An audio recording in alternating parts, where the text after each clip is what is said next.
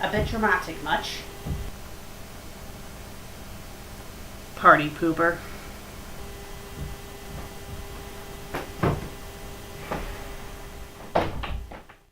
Hello, I'm the FanFic Critic. I read it, you listen. Ugh, don't mind me, I'm just a bit out of it. Last review you guys saw that Susan had to come in and shoot me with the phase pistol. And I understand why she does it, although last review she didn't need to. Well, maybe she did. I don't know what I would have done with that razor if she hadn't showed up when she did. Yeah. Getting shot is not a lot of fun. It may knock me out immediately, but the after effects, which tend to last for a couple days, I'm sore and I have a bit of a headache. I will live, though. So, today's fanfic is called I Will Find You by Miss Overscheduled 95. This is a DeviantArt fanfic, and as far as I can tell, there's 3 parts. There's the prologue, chapter 1, and chapter 2. Not sure if this story is complete or not because this is my first read-through, so let's take a look. It is an Animaniacs fanfiction. Prologue. April 18th, 2008, Warner Brothers Studio Lot, Burbank, California.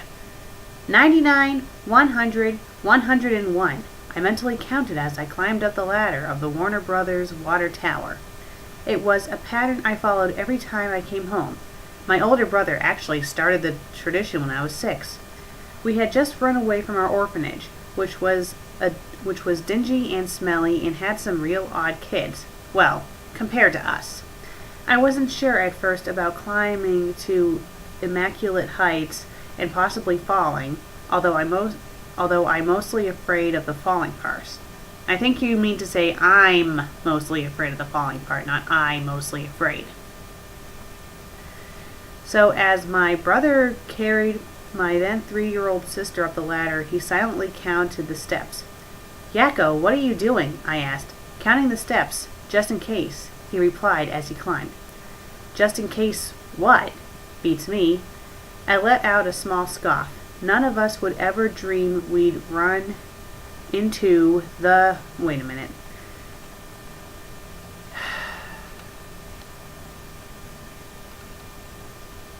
It's supposed to be 1 word, not 2. Let's continue. None of us would ever dream we'd run into the Steven Spielberg who got us our own show for a good 5 years of our lives. 10 years has passed since we came here. 10 years of becoming a closer family. I shook the memories from my head and proceeded to open the large vault-like door. The room was unusually dark for our living space. Hello? I called out, only receiving a simple echo back. Yakko? Dot? Where are you? My gloved hands guided me along the wall to find a light switch. Once I finally found it, I flicked the switch, the light illuminating the large space. Hey! Wakko! A familiar voice rang out from the far corner. I merely smirked. Hey! Yakko! I replied back. How do you feel? I feel great. Oh, I feel great. Ugh!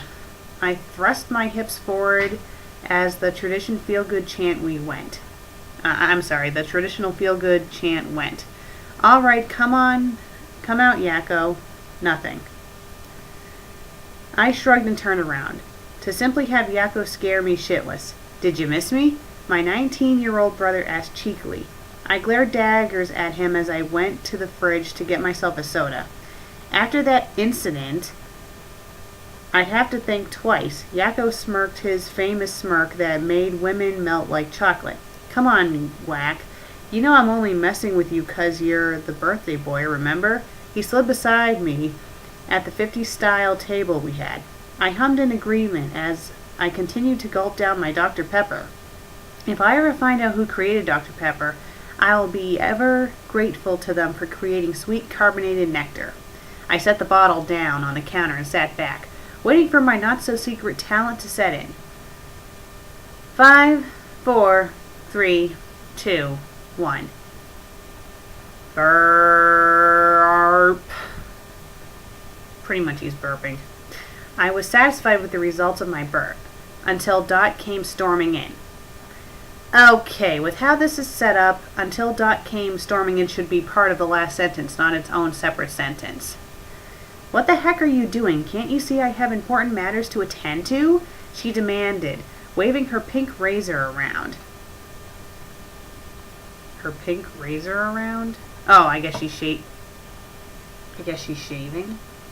But if they're covered in fur, why would they need to shave? Well, maybe she's trimming. What? Texting Skippy again, are we? Oh, the razor phone! That's what they mean by razor. Well, maybe they should be more specific and say the razor phone instead of just saying razor, because when I think of a razor, I think of this thing. Well, maybe not necessarily this thing. Seeing, people don't really use these for shaving anymore. Or at least I don't think they do. Maybe some do. Yakko commented, Dot had always had a small crush on Skippy Squirrel since we started filming Animaniacs. They had stayed friends throughout the show, but had recently got in touch with him since he started attending public school. Ah!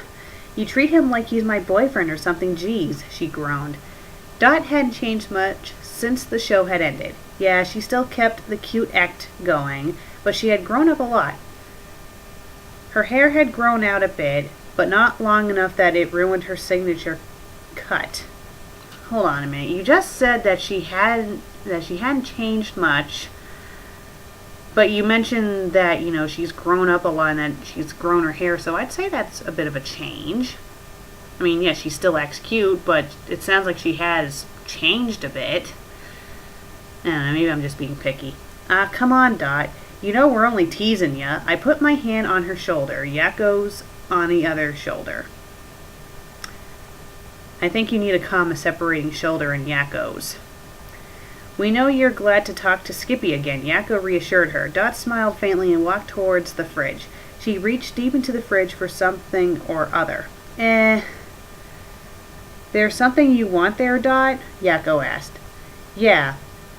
Yakko raised his eyebrows suspiciously. Do you need any help? Oh no, I got it, she said, then the refrigerator walls muffling her voice. Finally, she pulled out a chocolate cake, but not just any chocolate cake. A 3-foot-high chocolate cake. The aroma wafted towards my nostrils, tempting me softly to eat it. It's beautiful, I gushed. Can I eat it now? Dot shrugged as I charged for the cake. It's funny how I've always been able to change moves quickly. Not bipolar-like, just the happy feelings. I helped myself to the large slice of cake while Yakko and Dot slid on my other side and got them a piece too.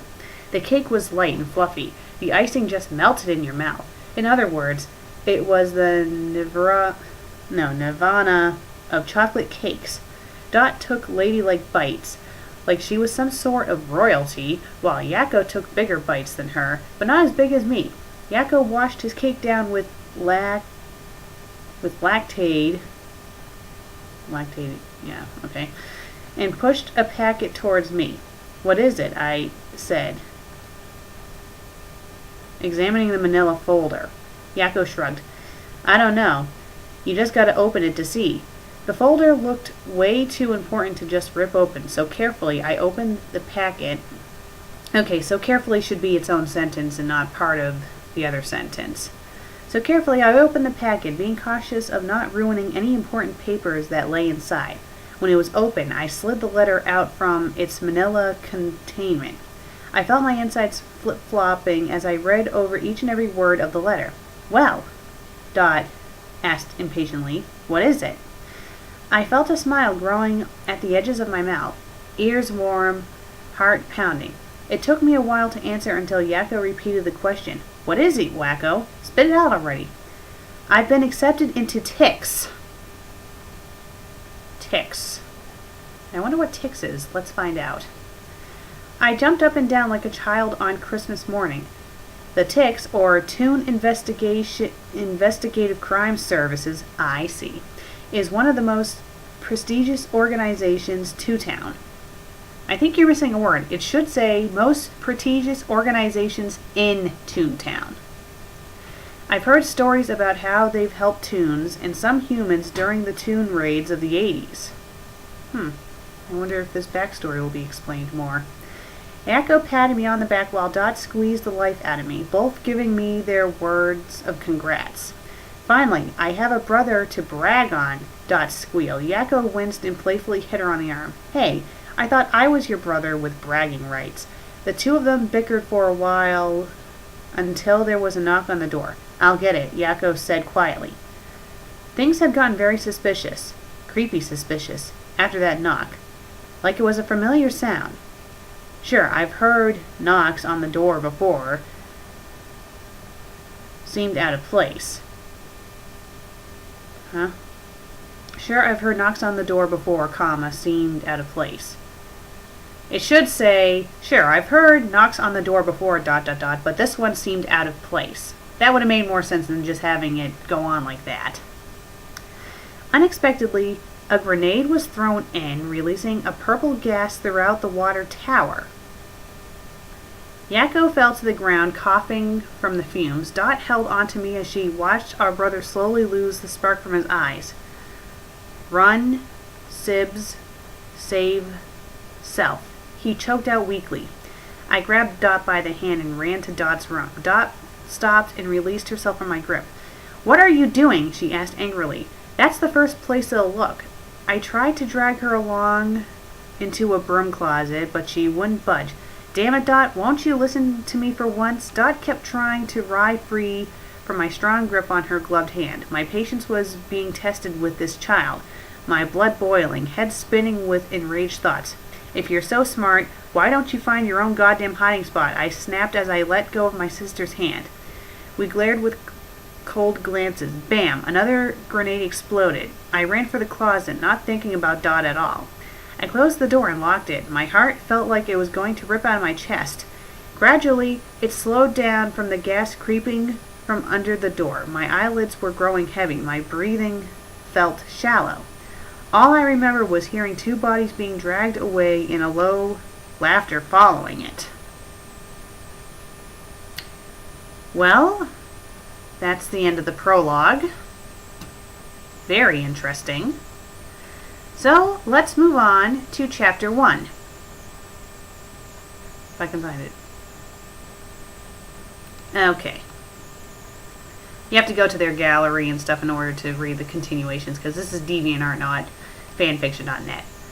Okay, I will find you Chapter 1. Chapter 1. October 12th, 2010. TICS HQ, somewhere in Toontown. I drummed my fingers on the table rhythmically. With every finger, the raccoon Toon flinched. "Yeah, I got you now, sucker." If that's supposed to be his thoughts, they shouldn't be in quotations. It should be in, like, italics. "So," I asked smoothly as I got up from my chair, "ready to confess, or do you want to skip to the booking part and become someone's bitch?" No, I don't wanna nobody's bitch." I don't wanna nobody's bitch? Don't you mean I don't wanna be nobody's bitch? The raccoon squealed. I smirked confidently as I slid over a pen and legal pad to him. "Start writing, coon." I left him to his own personal silence in the investigation room while I sat in the video room to get a cup of joe. I watched him behind the two-sided window that separated him from reality. "What you got, Warner?" a familiar feminine voice asked me from behind. I smirked again, still staring at the twitchy raccoon. Got him to confess. He should be done, right about... excuse me? Can I go home now? Babs Bunny stood beside me as she drank her mocha, choca, whatever, and smirked herself. You want me to get this one, kid? The pink bunny asked. I nodded as I sipped my own coffee, sugar, cream, and cinnamon, like Dot used to make. Oh, and by the way, Yakko. I'm sorry. And by the way, Wakko. I looked away from the perp. Boss wants to see ya. You just got yourself a rookie. Damn it. I turned on my heel and we sulked down to the director of TICS office. What the hell do I have to take care of a frickin' rookie? I'm a goddamn TICS agent, not some babysitter. I dragged my feet up the stairs to the office, step by step. I passed a few of my friends from the show and greeted them with a simple nod. I reached the office and knocked. Come in. I scanned my ID through the scanner. Gave me instant access. The director's office was a metal corridor leading to another steel door. I walked through the corridor and into the doctor's office. The actual office looked more like the Oval Office, but with more movie posters and less democratic. The director was turned around when I opened the door. Sit down, Wakko. I sat at his command. Damn my canine instincts. Oh yeah, I keep on forgetting that they're dogs. What's this all about, Bugs? Ha ha ha, very funny. Bugs turned around in his chair and raised an eyebrow, just like he taught Yakko a long time ago. Bugs had always subbed as a father-like figure to the three of us, giving us tips on how to make an audience laugh, fantastic slapstick, and even some singing lessons for the three of us, which he didn't teach us to do, or Animaniacs would have been canceled a lot sooner. I think that needs to be reworded. Whack, you're a good agent, and you know that too, he started. I taught you all my tricks from when you were a kid, and I taught you how to take down a perp. You got moxie. I sighed with relief. So I'm pairing you up with one of the cadets. Damn it. Apparently, Bugs noticed my body language and gave me this look. What look exactly? Can you describe the look? Is he raising his eyebrow to you? Is he giving you a don't give me that look? Is he just staring at you? You have to kind of be more specific. Look, I could have paired this cadet with any old agent, but I chose you because I's got faith in the both of ya. I know, I can technically do Bugs Bunny's voice, but maybe. Bugs said, letting his Brooklyn accent slip a little bit. I'm not going to bother, it's not script format. I sighed in defeat. All right, give me the file, Bugs. I'll do my best. Bugs leaned back in his chair and put his giant rabbit feet up on the table as he chewed on a carrot he pulled from his hammer space. A fun fact about the actor who played Bugs Bunny, he was allergic to carrots. Why did I say that? I don't know. Forget I said that and let's continue with the review. I know, I rolled my eyes as I walked out of Bugs' office, file in my hand, thinking this is going to be a long night. Later that evening, I was working in my room on the coon case from earlier that day. The file on my new partner kept taunting me, begging me to look at it, but I resisted the urge to take a peek. I remember being a rookie, the hard training, that gut-wrenching feeling at your first crime scene, looking up to your partner thinking, wow, this guy is an ass. Of course, that was 2 years ago, after the grumble. My stomach yelled at me. I looked at the digital clock on my nightstand. Damn, midnight already. Getting up from my chair, being as stiff as a board, I dragged myself to the kitchen to get myself whatever was in the fridge. Yakko would always joke that I was the bottomless pit of the family. Eats anything for $1. My stomach was the John Cena of stomachs, the Julius Caesar of organs, the whoa. I found myself staring at a perfectly toned ass when I reached the kitchen. The kitchen was dark, but the light from the fridge illuminated the perfect body that was rummaging for food. Wow, I heard myself whisper. It was round, but shapely. Something every guy dreamed of. Like what you see, a voice replied. I had to blink at the woman standing in front of me with the plate of chocolate cake. Her blonde curly hair fell perfectly on her shoulders. Her blue eyes stood out against the light blue boxer pajamas that accented her legs and butt. She was, wow. I had to keep myself from drooling, or worse, yell, "Hello, nurse," and wake all TICS. I cleared my throat briefly, trying to gain composure. If you're talking about that piece of cake you're holding, then yes, I recovered quickly. The blonde smirked. If you want another piece, there's one in the fridge. Swiftly, she jumped onto the counter and ate her slice of cake. I grabbed myself a piece and 2 glasses of milk. One for me, one for her. I held out the glass to her. She took it gladly. New? I asked her. She turned her head to the side. I said, are you new? Like, as in a new agent. She raised her head. Slightly. Yeah, she said with a mouthful. Just finished training. You? I took another bite of my cake. 2 years strong, I mumbled through my cake. Got a partner? She stared at me. That's none of your business. So I look at this blonde chick. New agent with no partner. Likewise. Yeah, she's not going to last long. There was silence. I looked at her eat, and when she glanced at me, I looked away, and likewise. As we ate in silence, I couldn't help but think that file on the desk was pretty much determined my future as a TICS agent. If this partner turns out to be a total failure, I'm done for. My thoughts were broken with clink of a plate being put in the dishwasher. The blonde had gotten up from her spot beside me on the counter and put her cup in the sink. As she was about to leave, I said, wait. She turned around. I never got your name. She smiled softly. Cassie. My name is Cassie.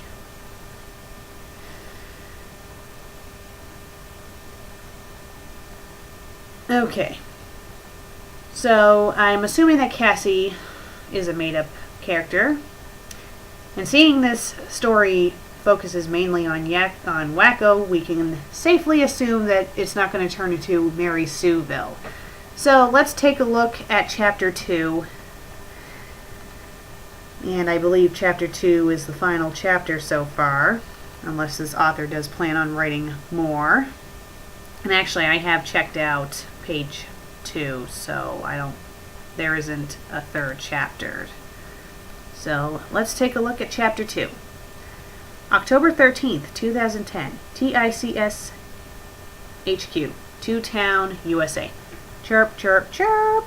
I rubbed my eyes and groggily sat up. Slowly, I turned my head to where the obnoxious chirping was coming from. I pushed myself out of my desk and dragged my legs to shut the damn thing off. My eyes began to adjust to glowing red light in front of me. Don't you mean adjust to the glowing red light in front of me? I looked around at my surroundings. Clothes strewn across the room, papers placed messily on my desk. My bed was just a pile of blankets I occasionally slept on. Chirp, chirp, my eyes darted back over to the clock. The time read 7:15. I quickly looked back at the clock, panic rushing through my body. Shit. Oh, shit, shit, shit. Bugs wanted me to meet him at the garage at 7:30 to meet my new partner. I rummaged through my drawers, trying to find a clean pair of clothes. I looked in the mirror, running my fingers through my hair. Wait a minute, where's my hat? I began panicking as I fumbled through my room. I looked under my bed, on my desk, hell, I even looked in the goddamn bathroom. Eventually, I found it in the drawer under a pile of boxes that needed to be washed. I grabbed my gun and my badge and sprinted out the door. If there is one thing I hate about TICS, is how far the garage is from the dormitories. 10 minutes running, twice the amount of time walking. Buster always complains about how far his car is from the dorms. In time, I skidded into the garage where Bugs was standing by my mostly TICS sleek black Buick chewing on a carrot. Sorry I'm late, Bugs, I wheezed. I was, looking over the file you gave me. Bugs smirked and raised his eyebrow, as if to say, yeah, right. I scratched the back of my neck anxiously, waiting for the kid that was going to be my responsibility.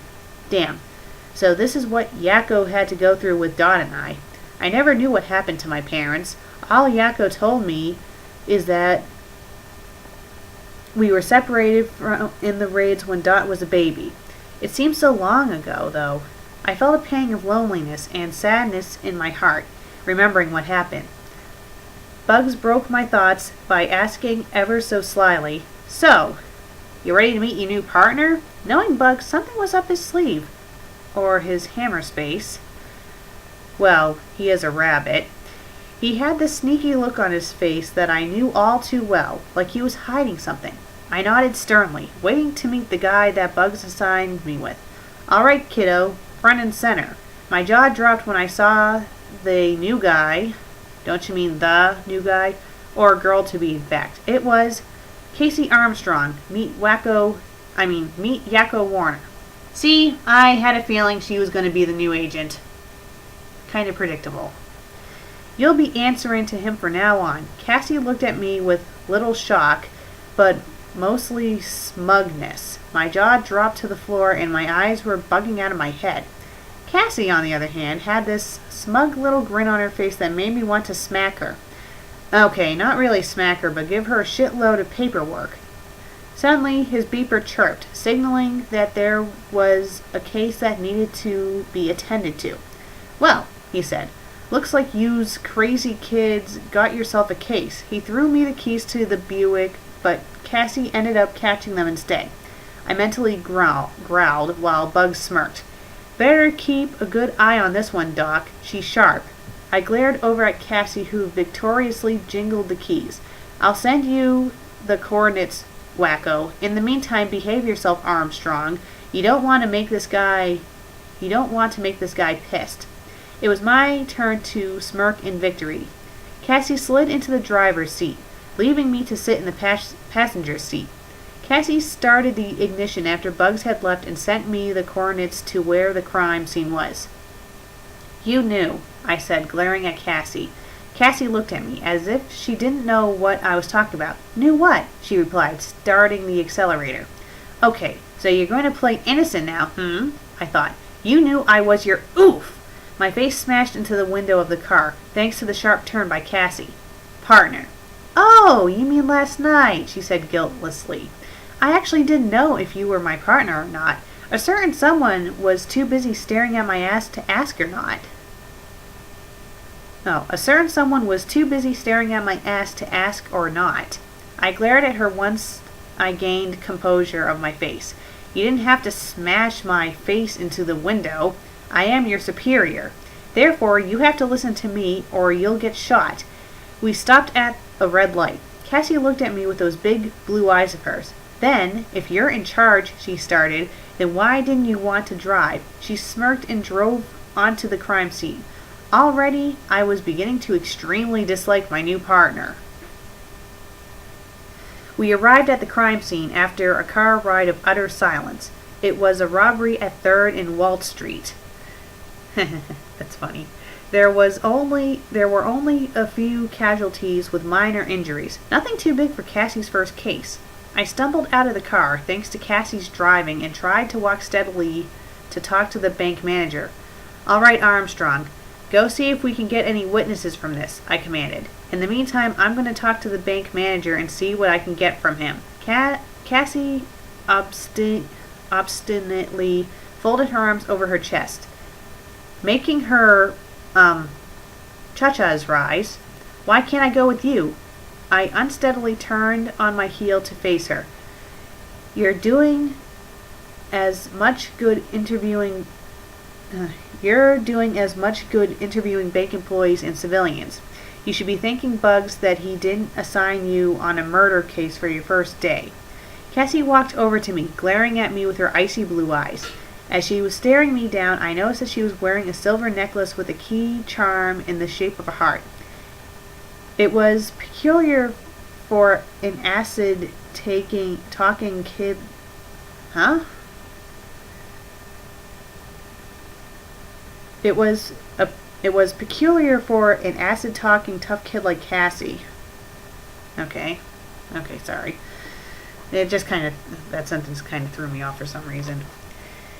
It's also kind of hard because there's like no spaces with the paragraphs in this story, so it's easy to lose your place. "Look," she spat, breaking me out of evaluating her. Just because I'm a rookie doesn't mean I can't handle a few dead bodies. I kept a good poker face, a good trait to have when interrogating serial killers, and stared right back at her. If you're going to have an attitude like that, you might as well do paperwork. Now, are you going to give me some witnesses, or are you going to stand here challenging me all day while we have a psycho bank robber go free? Cassie turned on her heel and went to interview a female foxtoon. Well, that's over with, I thought as I walked into the bank. The bank was a generic bank. Nice, clean, and free stuff all over the place. Except for the fact that there were cops all over the place with shaken employees and customers.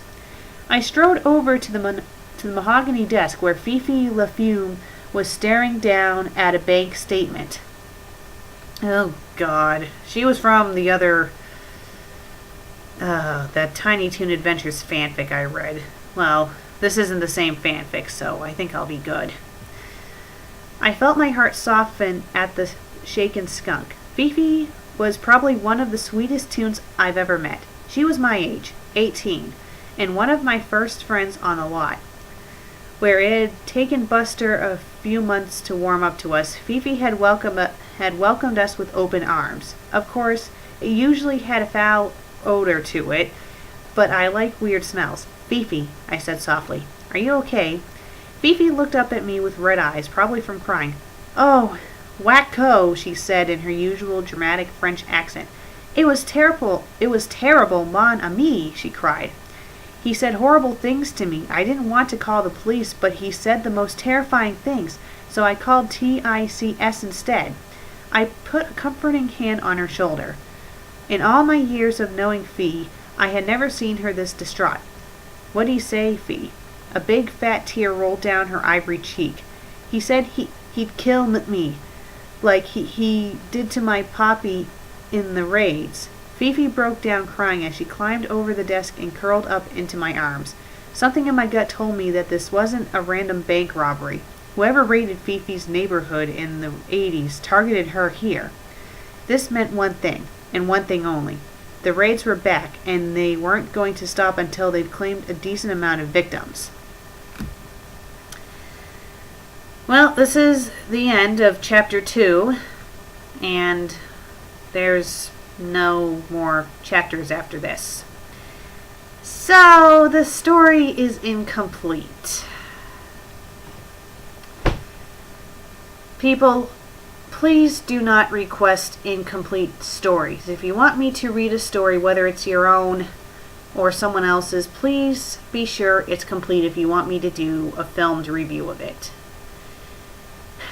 It just kind of bothers me. I'd rather review a complete story than an incomplete one. Okay, although the story is incomplete, I think I can give it a pretty good critique of what I have read. There are some little issues with the grammar and stuff, but other than that, the story is very, very, very engaging. I like the premise. I like that it's written in first person, and yes, there is an original character in the story. However, the focus isn't around the original character, thank God. So it's not a Mary Sue story. I have to say the story is very good so far, and I really do hope that Miss Overscheduled 95 does continue it. With that all said, I'm the FanFic Critic. I read it, you listen, and I have pie cooking in the oven, so I better go check and make sure it's not burning.